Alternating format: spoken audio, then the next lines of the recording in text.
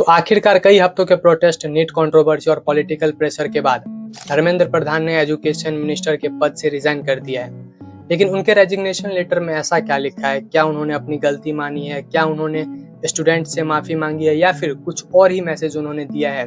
सारी चीजों पे हम लोग इस वीडियो में बात करते हैं कि आखिर ये क्या माजरा है, क्या स्टूडेंट्स की ताकत इतनी ज्यादा बड़ी हो गई थी कि उन्हें जो है सरकार को झुकने पे मजबूर कर दिया है। लेटर के शुरुआत में धर्मेंद्र प्रधान देश के युवाओं को एड्रेस करते हैं और वो लिखते हैं कि पिछले 4 दशकों से वो स्टूडेंट्स, टीचर और एजुकेशन रिफॉर्म के लिए काम करते आए हैं और उनका कहना है कि एक स्ट्रॉन्ग, इंक्लूसिव और ट्रांसपेरेंट एजुकेशन सिस्टम ही एक स्ट्रॉन्ग इंडिया की फाउंडेशन है। और साथ ही वो प्राइम मिनिस्टर मोदी का धन्यवाद करते हैं और कहते हैं कि उन्होंने एजुकेशन मिनिस्टर के रूप में देश की सेवा करने का उन्हें मौका कहीं ना कहीं दिया है। धर्मेंद्र प्रधान लिखते हैं कि उन्होंने शुरू से ही जिम्मेदारी ली और किसी भी डिजर्विंग स्टूडेंट्स के साथ अन्याय ना हो, इसके लिए उन्होंने काम किया है। और वो ये भी लिखते हैं कि जो दोबारा जो नीट हुआ और उसका जो रिजल्ट आया उसके बाद गरीब बैकग्राउंड के स्टूडेंट्स को भी कहीं ना कहीं सफलता मिली। और साथ ही उन्होंने दुख जताया कि कुछ लोगों ने स्टूडेंट्स को गुमराह करने की कोशिश की और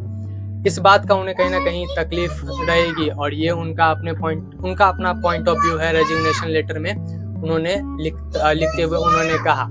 लेटर के आखिरी हिस्से में धर्मेंद्र प्रधान लिखते हैं कि उनका भारत के डेमोक्रेसी पे कहीं ना कहीं पूरा उनको भरोसा है और वो कहते हैं कि इंडिया के यूथ ही देश की असली कहीं ना कहीं ताकत है और उनका फ्यूचर किसी लीगल या पॉलिटिकल कंट्रोवर्सी में उलझना नहीं चाहिए। साथ ही वो अपील करते हैं कि स्टूडेंट्स अपना ध्यान पढ़ाई और करियर पर रखे, बाकी की चीज़ों पे ना रखे। उन्होंने ये भी लिखा है कि उन्होंने देश की एकता और स्टूडेंट्स के हित को उन्होंने ध्यान रखते हुए अपना रेजिग्नेशन प्राइम मिनिस्टर मोदी को उन्होंने जो है वो भेजा।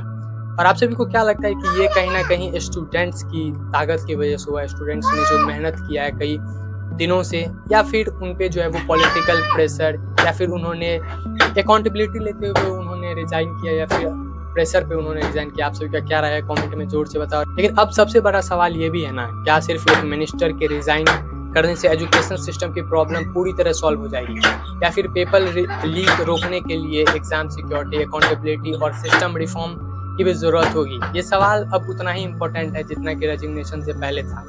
अब सबकी नज़र इसी बात पर होगी कि अगला एजुकेशन मिनिस्टर कौन होगा और वो एजुकेशन सिस्टम में क्या चेंज लाएगा, और वो कहीं ना कहीं सबकी नज़र उसी पे अब बनी रहेगी। धर्मेंद्र प्रधान के रेजिग्नेशन के साथ एक पॉलिटिकल चैप्टर खत्म हो गया है, लेकिन एजुकेशन रिफॉर्म की डिबेट अभी भी खत्म नहीं हुई है। स्टूडेंट्स की एक्सपेक्टेशन, एग्जाम ट्रांसपेरेंसी और अकाउंटेबिलिटी पर देश की नज़र कहीं ना कहीं पहले से ही बनी रहेगी और अभी भी बनी रहेगी।